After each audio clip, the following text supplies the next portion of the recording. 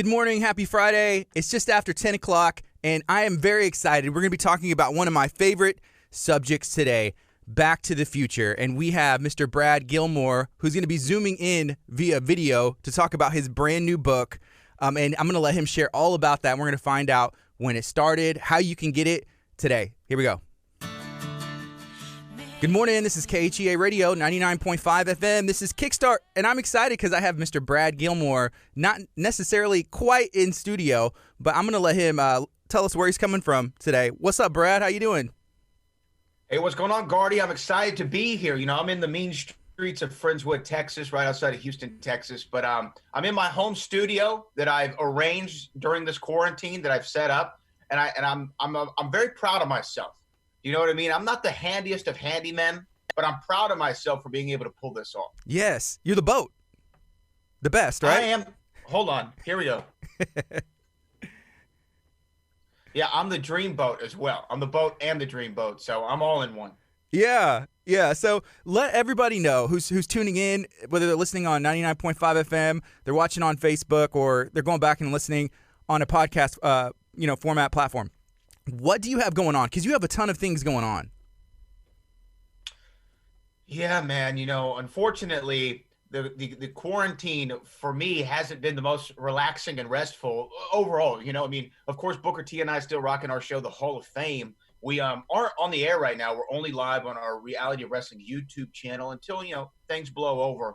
That's what we've been doing, and Booker and I have been keeping up that way. And then, of course, I'm doing my work with the Movie Trivia Schmodown, which has just really picked up crazily. And Chris Jericho, speaking of pro wrestlers, just joined the Movie Trivia Schmodown. So that's always fun. And I'm promoting this book that I wrote. I wrote a book. You wrote a book. I can't believe I wrote a book, but I wrote a book, and I'm promoting it right now. That's the way the book starts, by the way. So, that's a little bit of a little spoiler there. Man, so I got the audio version of the book earlier this week, and the gentleman who is narrating the book, he does a great job, because I love like audiobooks. You can just pop them in the car and you're good to go, right? But sometimes the narrator is very boring. But the guy who read yours is great. Have you listened to it? Okay, so his name is Joe Hempel. Shout out to Joe. He actually lives in Spring, Texas. I didn't know this. I wasn't aware of it. I had nothing to do with the audiobook. That was something the publisher handled, and it just so happens that we live in the same city. But I started it. And I'm not joking, Gordy, I got maybe 20 seconds into it after, the audible drop. And then This is Back from the Future by Brad Gilmore. And then I had to stop it. I can't because same reason I had a really hard time editing the book and going through that process with the copy editor. I'm so self-critical. And every time I see something, I say, oh, I could have said that, or I could have done that. Oh, what if I would have said this and I would have I should have done that. And it's so hard for me to go back and listen or watch anything that I've done. To this day, I don't think I've ever watched a full episode of Reality of Wrestling. I've never gone back and watched a full pay-per-view that we've done. I don't watch anything that I do in the Schmodown or anything else.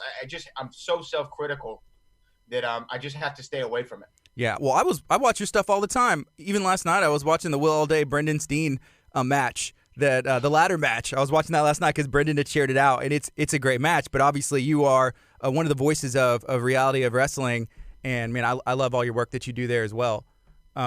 It's been weird. I was thinking about it before while I was setting up. I was like, I haven't seen Gardy in a long time, and then I was thinking, man, this is the longest I've gone in my adult life. So for at least the last 8 years of my life, this is the longest I've gone without seeing a live pro wrestling match. In 8 years, this is the longest that I've gone. Whether it be the monthly shows at Reality of Wrestling, going to all the WWE shows. I think there was one year where I went to like a dozen or more WWE shows all over the country. So this has been the longest I've gone without seeing live pro wrestling. It's very odd.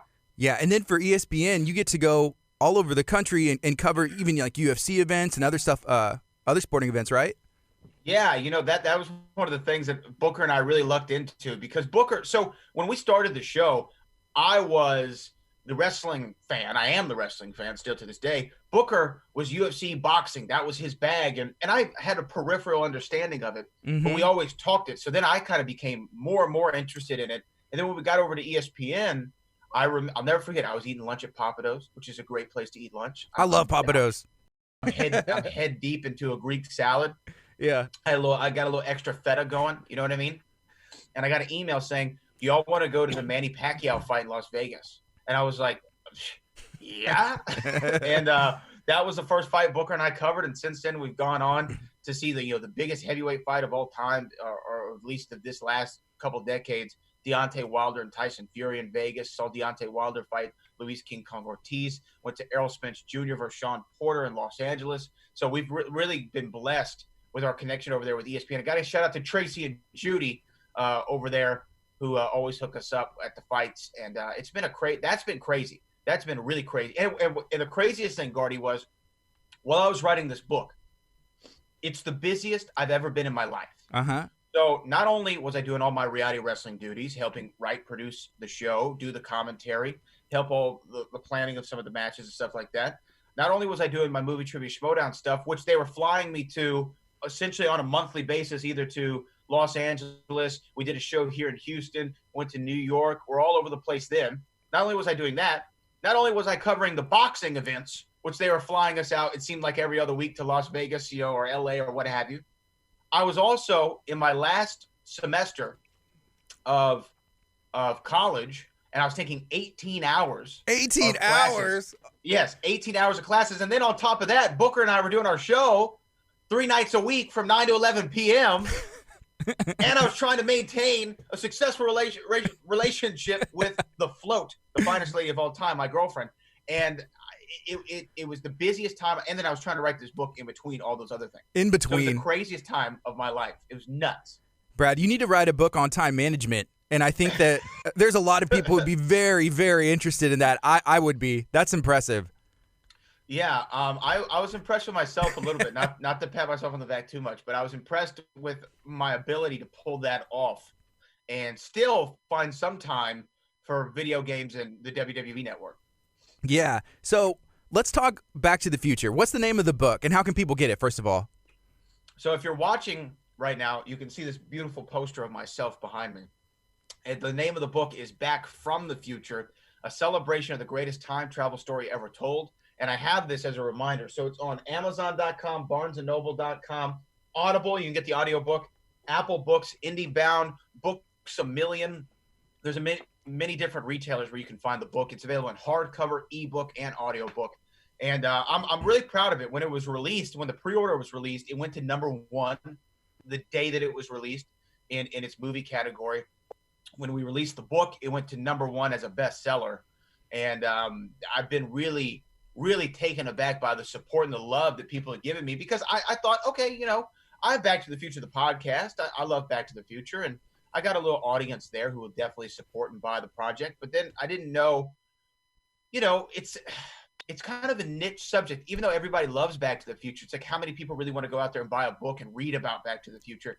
And I've been very surprised by everybody who has. Yeah, you reference in the book all the different places up, from the time of the movie's original release up until now. It's been in popular culture literally everywhere.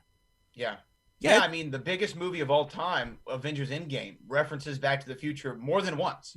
Yeah, I think it was 2 or 3 times the film is referenced. If you even go to WWE Monday Night Raw, you hear CM Punk references the Greatest Sports Almanac when he has a victory over John Cena or something like that. It's everywhere. If you even watched the series Glow, there's a whole story arc that involves Back to the Future and that. Stranger Things, Back to the Future and that. It's everywhere. And this year, 2020, we're about 6 weeks from the 35th anniversary of the first film. We're about a week and a half from the 30th anniversary of the third film. And we're still talking about these movies. I wrote a book and it went to #1 about these movies. Yeah. People love them. I didn't realize that we are that close to the 35th anniversary. I think it was the 25th anniversary. It was either AMC or Cinemark. They re-released the first movie into theaters, which was awesome. And I can only imagine, you went and saw it, right? Yeah. So the 30th anniversary, which happened in 2015, and many people celebrated really on Future Day, October 21st. That was a really cool day for me, and I write about it in the book, but I don't want to give too much away. Yeah. But I was nearly arrested on Future Day. Um, and I definitely indulged in many of Back to the Future. But I thought I was going to be going to, or having the police called on me, or going to be detained on Back to the Future Day because of a Back to the Future related topic. Let's just say I had to get my hands on a USA Today, and nothing was going to stop me. Yes. Jail time served. It would be worth it. It would be, and it would be ironic. Yeah. Because the cover says, youth jailed. Come on. What are we talking about? Yeah. So I first got introduced to Back to the Future from the cartoon. I'm 34 years old. So whenever I was, about 4 or 5 years old, or however, Back to the Future was out and a thing. And so the cartoon was my first experience. And the thing that I remember, because I haven't seen it since I was a kid, but I remember Jules and Vern, the sons of Doc Brown, that the series was focused on them, and it was like the train, and it was, I just remember that part, but I loved it. And then I didn't know that it was a movie. I thought it was just straight up a cartoon. And then I saw a preview that one day they were going to show Back to the Future 2. And I was so excited. I was like, it's a movie? Like, there's more? I didn't know this. So I remember getting my VHS cassette and, coordinating it with my parents, because I was maybe like 5, or 6 or however old, and putting it into tape that day so I could go back and watch it. And that's how I found out. And I saw Back to the Future 2 first, that I was like, this is a movie, and this is blowing my mind, as a kid. But you referenced the cartoon in the book, and apparently it's not that easy to find today. Is it easier now? It wasn't. It wasn't easy to find. It is now. Now they finally released it on DVD, and so you can get it. But there was a time where you could not find the cartoon anywhere, and I had to go on all sorts of websites and Etsy accounts and try to find people, tape traders. I felt like a wrestling fan back in the day, trading tapes with people to find these episodes of Back to the Future, the animated series. And they're very difficult, but I finally found them. And I got to say, I had never seen the animated series up until a couple of years ago. I just saw clips on YouTube, could never find it. And it was really enjoyable. If you like Back to the Future, you're going to enjoy this. It reminds me of Back to the Future, the game, which was another thing that came out a few years ago that has a really good story element to it. And I love Doc. I love Marty so much. And anytime I can get more of those individuals in my life, it was good. So I actually really enjoyed too writing the chapter about the animated series. I think it's chapter 7 in the book, Animating the Future. And I've learned a lot that I had no idea about. I didn't know anything about the series, especially the making of it. And in the book, I really go in deep and how this series was cultivated, why it happened, and who it introduced us to. Without Back to the Future, the animated series, we would have never had Bill Nye the Science Guy. Yeah. Bill Nye wouldn't have been a thing. That was new. So, I had no idea. There's so much stuff in the book that I had no idea was the case. Like, this is fact. This is stuff that you've done your research on, and you've talked to people that were involved in the making of the movies, and, the games, the rides, everything else. There's so much information in there. I'm gonna have to do it again, because I just finished it this morning, like on the way today. And it's really good. Man. Yeah. No, I mean, that's actually good to hear that it has that rereadability into it, because I wanted to make the book fun, and it's a celebration. That's what it is in the subtitle. I didn't want to go into the drama. I didn't want to talk about the negative of that. I didn't want to talk about any of that. It's just not who I am either. That's not who I am as a person. So why would I be that as a writer? So I really wanted to focus on the things that I love about Back to the Future and celebrate this series. And what's really cool is the release of the book has coincided with my podcast, which I'm going to be taping the season finale here soon of Back to the Future, the podcast. And get this, Gordy, on the day the book comes out, or it's really the night before, I get this email. Hey, they're doing promotion for the series The Goldbergs. Would you like a talent from the show on your podcast? And I'm talking my Back to the Future. I mean, not my Back to the Future podcast, the Brad Gilmore show. And I was like, yeah, sure. Who do you got? They sent me the talent that was doing the rounds, and it was Leah Thompson. Wow. It was Leah Thompson from Back to the Future. And then I got to interview her on the day that my book came out. It was density for that to happen. Yes. And I was so thrilled. And then when I told her about it, I was like, hey, by the way, today I have a book out. Yeah, I mentioned your name a couple times. It's about Back to the Future. This is what she said. I don't know if you can hear this. Tell me if you can hear this. Could you hear that? No. Okay. Well, anyway, she called me her dreamboat, Gardy.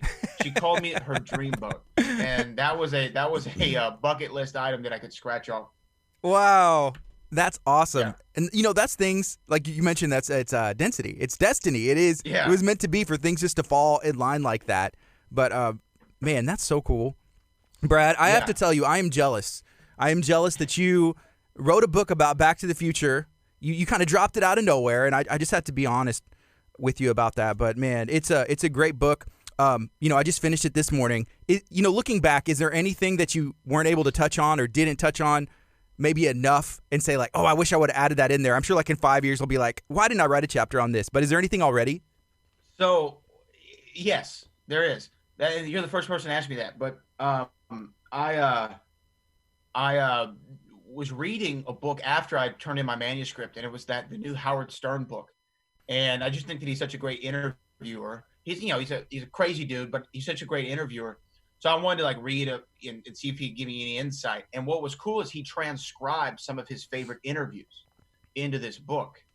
And I thought, man, I have interviews with Leah Thompson, Crispin Glover, Don Fullilove, Jeffrey Wiseman, Claudia Wells, all these people who were in the movie. I wish I would have gone back and just transcribed those interviews and have them at the very end of the book as just like a special treat of, talks from the future. I don't know what I would have called it, but just as like a special treat for everybody. I wish I would have done that. But maybe if they come back and say, hey, we want to do a reprint, you want to add anything, I'll add those selected chapters. Yeah. So, okay, when it comes to Jennifer Parker, Claudia Wells, or Elizabeth Shue?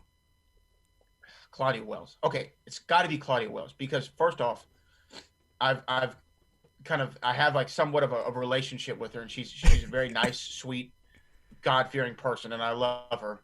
But also, just speaking as a man of a certain age, Claudia Wells, 1985. I mean, my oh man, brother, I can't even. The words escape me. How breathtakingly gorgeous this woman was. And I'm not saying that Elizabeth Shue wasn't, because come on, who am I saying? Adventures in Babysitting. Karate Kid? Karate Kid. Yeah. Elizabeth Shue's great. But you know what? It's like there's Coke and then there's Pepsi. And I got to go with the original. You know what I mean? I got to go with the Coca-Cola Classic. And that's why Claudia Wells is Jennifer Parker for me. But shout out to Elizabeth Shue for sure. Yeah. Okay, so here's another question. Do you plan to have kids one day? Yeah. Okay. Have you thought about their names? Is there going to be any, tip of the hat to the franchise? Anything at all? That would be good. I mean, your name is Gardy. That's pretty close to Marty. So my son's name is Kellen, but I was pushing really hard for it to be Marty because, my Instagram is Gardy Party. And I was like, it would just make sense if I had a son. I named him Marty, and then I could just call him Marty Party. I would secure the handle, the email, like everything from birth, but it was shot down. And then after that one, I was like, well, can we just do Doc Brown? But that was shot down even quicker. So. And his name is what? Kellen. Kellen's close to Calvin. Calvin Klein. Like Calvin Klein, right? Yeah. So you're almost there. Yeah. I don't know if I can get away with it either. I think it'd be shot down. But Emmett's a pretty cool name, right? I mean, you don't meet too many Emmets. Yeah. That would be kind of a fly name. We can call him M. People might think he's a rapper. Yeah, there's not enough Emmets today. Someone needs to bring that name back. The Emmett quota has gone down sufficiently, and we need to bump those stats back up. We need to get it back to in the top 75 most popular names in the United States. I don't know if I can do it by myself. I'll need help out there. But if anybody wants to name their son Emmett, I think that we can start a movement. Yeah, and then obviously one of your kids will become a doctor, and it'll most likely be Emmett. Right. Emmett. What's cool is in Pasadena they actually have Doc Brown's house from 1955. Really? Yeah, it's a real house. It's called the Gamble House, and I went to it with my girlfriend. And it was so surreal because it looks just like it does in the movie. It's identical. So when you say Pasadena, are you talking like California or like Pasadena, Texas? Yeah. Okay, I was like, Pasadena, Texas. What am I missing out on this? Wouldn't that be great if like Robert Zemeckis and Steven Spielberg's like, where can we find Doc's house? We have all these beautiful houses here in Los Angeles, California. Do you know where I hear they have them? Yeah. Pasadena, Texas. Right next to the chemical plant. It would like give a good fog. You know what I mean? Like it would make a good backdrop for the film or where they are shooting the alternate reality of 1985 where Biff is king. That is hilarious. But yes, that would be funny. That would be funny if they went to Pasadena. But it was cool. It was cool because I'm trying to like do all these Back to the Future checklist things, right? So I have like right now on my shelf next to me, I have all these Back to the Future items. Mm-hmm. I know people who are listening can't see them, but look, there's my Pepsi Perfect. Oh, Right? nice. Yes. I have a tombstone that says "Here lies Emmett Brown," which is pretty cool. Biff's the top of Old Man Biff's cane. You know, Save the clock tower. speaking of speaking of the cane, you dove into, and I never seen that deleted scene where he comes back from 1955, and they're in the really worn down neighborhood in the future, and he's like hunched over. I remember thinking, like, as a kid, like, well, he broke his cane, he probably hit himself in the stomach. I just kind of had my own interpretation of what happened, but you kind of dive into some of those deleted scenes. There's one deleted scene that I think is really cool. It's from Back to the Future 3, whenever they have Griff, not Griff, I'm sorry, Western Biff or whatever. Buford Tannen. He murders the sheriff, which is Strickland. Yeah. And then it's like, because at the end of the movie, he's like, where is he? But they just kind of like, roll over that part. And I was like, oh, it wasn't necessary, but I never realized until I saw that deleted scene. I was like, oh, it's kind of neat. It was like 5 seconds. They should have left that in the movie. Yeah, I've seen that too. It was odd, and I guess I just don't know. Maybe they took it out because I don't know where, like, placement wise, it would have been, like where they put that in the film itself. But the American Time story is what I call it. Old Man Biff was an offshoot of something I did on the podcast where we would talk about all the scenes and what they should have left in, what they should have taken out. And the scene that you're talking about, everyone's seen in Back to the Future 2, when Old Man Biff comes back, he breaks the top off of his cane. He looks crazy. He's sweating. Something looks seriously wrong with this man. And then we don't really ever hear about it. But in the deleted scene, that scene continues. He goes and he's slunched over up against a car and he completely disappears. He was erased from existence. And when I saw that, I was like, why? What happened? Why would he do that? And that was what that chapter was about, trying to figure out what happened to Old Man Biff, why he disappeared. And then I make my case for why that scene should have been left in the film. Yeah, that's a good chapter. And so there's a couple things that you did add. So like there was the list, the countdowns, like, hey, here's this, and then obviously that chapter, those stood out to me as well as things like, because if I sat down and I'm gonna write a movie, or I'm gonna write a book about this group of movies, like, what am I gonna write about? But the way that it's laid out is good. That's something I went through, though. That was something I went through. Is like I had this idea. I talked to the publisher. They're like, yeah, we want a Back to the Future book, and then it's like, write it, and I'm like, okay, what do I do here? Because there's a great book by Kasim Gaines, which I reference in my book called "We Don't Need Roads: The Making of the Back to the Future Trilogy," and he went in depth and talked to everybody about the making of these movies, and he really did a phenomenal job. So I didn't want to copy what he did. I wanted to try to find the new take on it. So that's why my book was separated into 3 parts. And the first part is a really condensed version of how Back to the Future came about, where the idea came from Bob Gale and Bob Zemeckis, how they got it to the Universal, how they cast the cast that they had, the making of the sequels, all that stuff. I wanted to do that because I feel like the layman who might not know these things, they need to know this information before we move on. And then the other 2 parts of the book, like you referenced, the third part is the almanac, which is where I look back in time and I try to rank the best side characters or the best inventions from Doc Brown, the best looking versions of the time machine. That was something that I always like to do is lists and rankings. And it always gets people talking and upsets people. Yeah. So that's always fun. Did you learn that from ESPN? Because ESPN puts out these lists and they're controversial sometimes on purpose. And I was like, I wonder if Brad threw in any controversial things because it's going to get people talking. Right. I didn't maybe not directly, but maybe indirectly I took it from them. And then the middle part of the book is me talking about the future day, all the cool stuff that we saw that day, everything that happened, my personal story on future day. Then we talk about a time story. We talk about the ride. We talk about the animated series, kind of the ancillary things that came after the original trilogy. So I just wanted to make it fun. I wanted to make it an easy read. And the thing about it, Gordy, is I wanted to make sure that people who were 9 years old could read this book and people who were 90 could read the book. I didn't want to make it, because sometimes you see a book on the show, you're like, man, that's a pretty thick read there. That's why I always stayed away from the Harry Potter books. I was like, I'll just wait for the movie. That's a thick book for a 4th grader to read.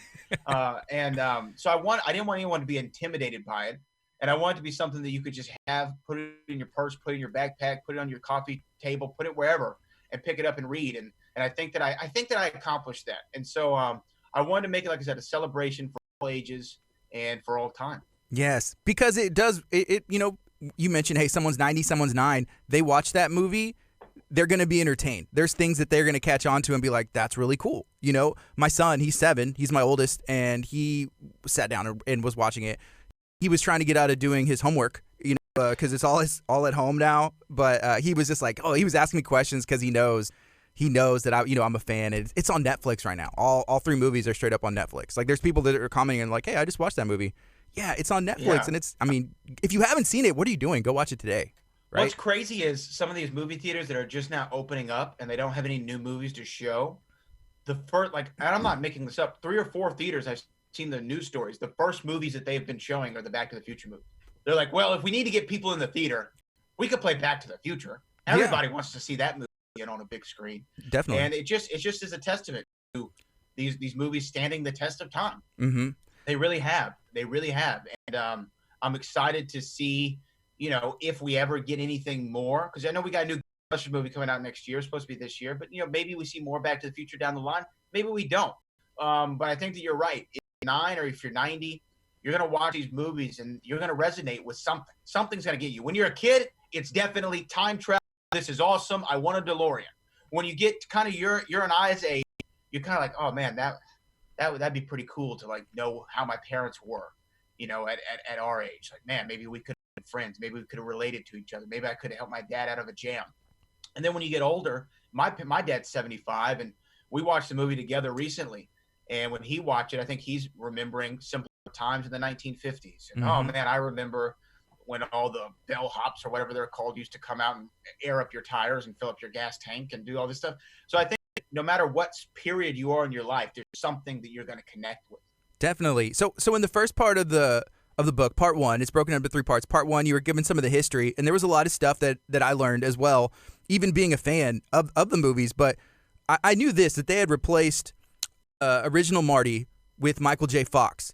What I don't know, and you would be the person, is there any way to watch any of that footage from the original actor that was casted as Marty McFly? So there's limited things out there. So Eric Stoltz was the man who was originally cast. They actually, to go back to it, they originally wanted Michael J. Fox. He wasn't available because he was doing Family Ties, and they went to the next best option for them, which was Eric Stoltz. They shot almost the entire movie. Like, I talked to Don Fullilove, who played Mayor Goldie Wilson. He said, I was done with this movie. I was finished. I was on to the next project. Then I got a call that Eric Stoltz was released, and we had to go back and reshoot everything. And so they shot with him for almost the entirety of the movie. They were watching the dailies, and they're like, I don't know, these jokes just aren't landing. So they went back and they hired Michael J. Fox, who was available at the time. But there is limited things that you can see with Eric Stoltz in it. You can see him in Doc in some scenes. You can see him at Lou's Cafe in 1955. I'm expecting with this 4K release of Back to the Future coming up probably in July. They haven't officially announced anything, at least to my knowledge, but probably in July. You're going to see a lot more Eric Stoltz footage. Yeah, there's that. They have it all. There's that one scene, like at the cafe, you said, where he leans over his dad or whatever. Yeah. There's something that I learned, and I learned this in a class about, it was a copyright class and intellectual property class. Touched on Back to the Future 2, how Crispin Glover wasn't returned. So what they did is they made him, the actor, look like Crispin Glover, and then there was some laws that came because of that, which I thought was that's crazy. Back to the Future's everywhere. Yeah. So that happened. So for whatever reason, if you ask one person, they say something. If you ask another person, they say another. Why Crispin didn't come back for Back to the Future 2 and 3. But Jeffrey Reisman, who's another guy who I've gotten to know pretty well over the last few years, he replaced Crispin. They put prosthetics on his face. They had the old age molds of Crispin that they took Back to the Future 1. They had him, so they applied him to Jeffrey's face, and they had him do a Crispin Glover impression as George McFly. And that's why even in Back to the Future 2, when we first see George, he's on the ortho-lev and he's hanging upside down. And they did that because they're like, we got to disorient the audience however we can to make them think this is actually Crispin Glover in old age makeup. And many people who you talk to today have no idea that Crispin Glover isn't in Back to the Future 2 and 3 because they use certain scenes and footage from Back to the Future 1 in 2, and they try to you think that that's Crispin, but it's indeed Jeffrey. Yeah, well, they did a good job, and I know they changed some of the laws because of that. It's like, Yeah. hey, you can't do that, and anymore. I guess no one had done it before. Well, yeah, they definitely. I think it's in the whatever the rule book is for the Motion Pictures Association of America, whatever the hell it is. I'm not exactly sure. Yeah, SAG or AFTRA or one of those things. But they did. They changed the rules to where you can't do that anymore.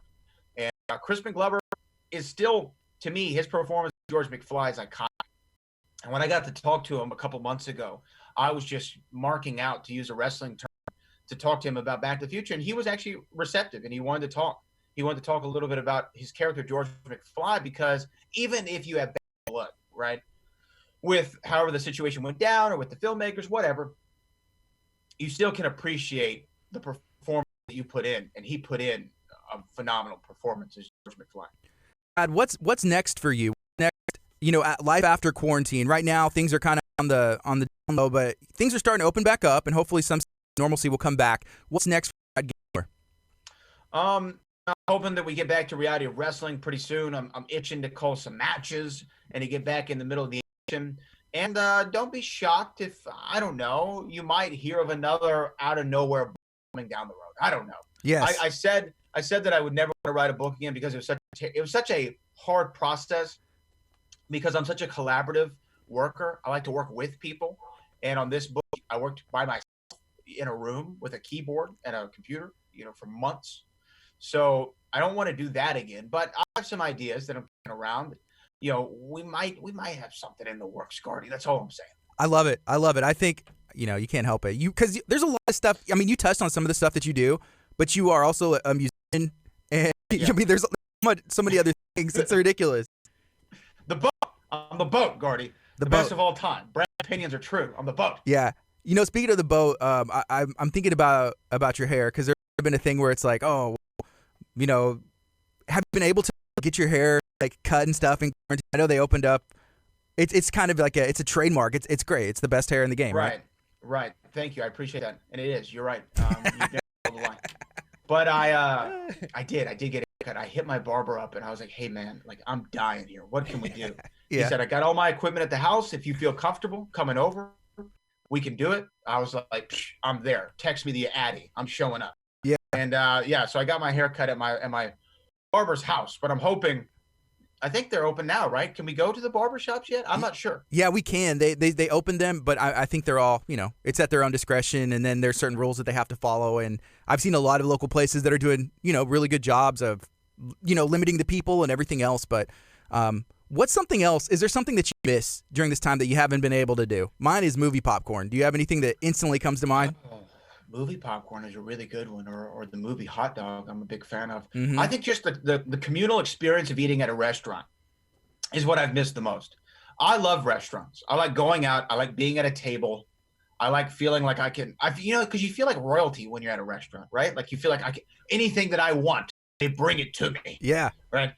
And so I've always loved the communal experience of eating and just being around people and having conversations like this and seeing people eye to eye, face to face, not over Zoom as much as we've all grown accustomed to Zoom. I've missed that. There's this little sushi restaurant over in Greenway called Oishi. And I used to go there like 3 or 4 times a week. And I've been jonesing for some good sushi at Oishi. I got to be honest. Yeah. Hey, is there anything else you'd like to share? And then can you remind people one more time how they can get your book, the brand new book, Back from the Future, today? You can get Back from the Future, a celebration of the greatest time travel story ever told, on Amazon, Barnes & Noble, Audible, Apple Books, IndieBound, backfromthefuturebook.com, Books A Million, any of those places. And if you want to get a signed copy, me, the author of the book, hit me up on Twitter, @Brad Gilmore. Hit me up on Instagram, @Brad Gilmore. Slide in those DMs one time, and we can make something happen. And as far as anything else, just, support the Movie Trivia Schmodown. We're getting back to filming matches there, although they're going to be via Zoom. Really fun stuff. I competed in a Back to the Future exhibition match, a fatal 4-way. So you can go check that out on the Movie Trivia Schmodown. Check out the Hall of Fame with Booker T and myself on Reality Wrestling's YouTube channel. Hope to return to air soon. And I think that's it right now. Just go support the book and support Gardy Garcia. Hey, I like that. I like that. So I had reached out to Kevin, and I was like, hey, Kevin, we need to get you and Booker on on KHEA sometime so we can talk life in quarantine. And he was like, all right, we'll work on it. So hopefully we can make that happen and talk some wrestling. And when can we get live local wrestling right here in Galveston County going again? But, man, it's not just local wrestling. Reality Wrestling is a worldwide brand getting millions of views all over the world on multiple platforms. And it's so cool that it's happening from Texas City. For me growing up in Lamarck, it's just so cool that there's such a brand that eyes are on Texas City from everywhere. So it's so cool. Dude, right here, I got this plaque behind me that YouTube sent for our 100,000 subscribers on YouTube. And that was, I don't know, September, October of last year, something like that. And now we're closing in on 300,000 subscribers on YouTube. So the reality wrestling train continues to go on, and I'm just blessed to be along for the ride. It's like I was thinking of the train. It's kind of like a time travel train of YouTube subscribers. We all are just like kind of blasted to the future. 100,000 to 300,000. It's insane. I don't understand it, but y'all are doing a great job, and I love everything. I appreciate that, Gordy, and I appreciate you letting me come on here and talk about the book. Of course. Yeah, go check out Brad Gilmore's book. Brad, thank you so much for taking the time to hang out today. Thank you, Gordy. This is KHEA Radio, 99.5 FM. All right, Facebook. Hey, I'll see you guys later. Check out Brad's book. Brad, thank you so much for hanging out.